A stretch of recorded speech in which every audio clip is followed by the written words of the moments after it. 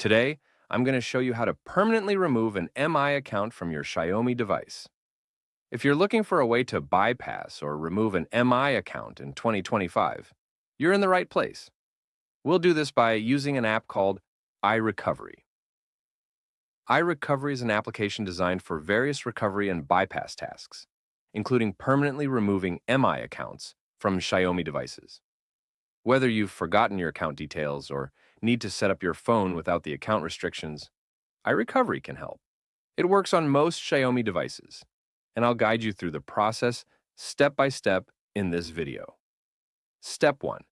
Install the iRecovery app. Visit the website linked in the pinned comment of this video. You'll find the link below in the comment section. Once on the website, follow the on-screen instructions to download and install the app. Step 2. Remove the MI account. Open the iRecovery app on your device.